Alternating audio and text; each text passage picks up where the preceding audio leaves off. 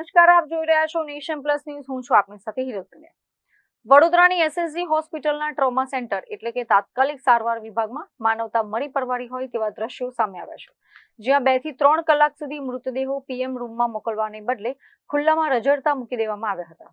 વડોદરા અને આસપાસના જિલ્લાઓમાંથી હજારો ગરીબ અને મધ્યમ વર્ગીય દર્દીઓ જ્યાં આશા સાથે સારવાર માટે આવે છે, તે એસએસજી હોસ્પિટલ હવે તંત્રની ઉદાસીનતાનું કેન્દ્ર બની ગઈ છે.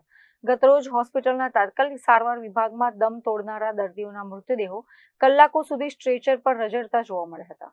એક તરફ હોસ્પિટલના લિખિત નિયમો કહે છે કે કોઈ દર્દીનું અવસાન થાય એટલે કાગળો તૈયાર કરીને લાશને સત્વરે મોર્ચ્યુરી ખાતે કોલ્ડ સ્ટોરેજમાં શિફ્ટ કરવી, જેથી ઇમરજન્સી વોર્ડમાં અન્ય ગંભીર દર્દીઓને ચેપ ન લાગે અને મૃતદેહની ગરિમા જળવાય.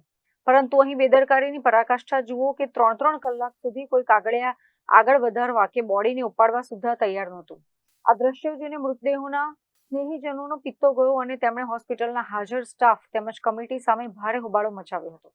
ઉલ્લેખનીય છે કે એસએસજી હોસ્પિટલમાં મોર્ચ્યુરી અને બોડી મેનેજમેન્ટને લઈને બેદરકારીનો આ કોઈ પહેલો કિસ્સો નથી.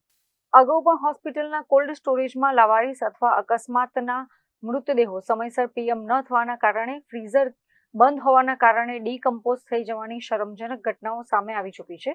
જે તે સમયે પણ પરિવારજનો અને સામાજિક અગ્રણીઓ એસએસજી હોસ્પિટલના સત્તાધીશો પર પસ્તાળ પાડી ભારે હોબાળો મચાવ્યો હતો. આટલા વિવાદો બાદ પણ હોસ્પિટલ તંત્ર હજી સુધી કુંભકર્ણની નિંદ્રામાંથી જાગ્યું નથી અને આજે ફરી આ જ પ્રકારની ગંભીર લાપરવાહી સામે આવતા જ સિક્યોરિટી અને મેડિકલ સ્ટાફની કામગીરી સામે મોટા સવાલો ઊભા થયા છે.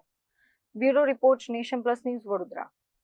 સમાચારોના સતત અપડેટ મેળવવા માટે અમારી નેશન પ્લસ ન્યૂઝની યુટ્યુબ ચેનલને સબસ્ક્રાઇબ કરો, બેલ આઇકન દબાવો અને જોડાયેલા રહો ફેસબુક, ઇન્સ્ટાગ્રામ અને ટ્વિટર પર.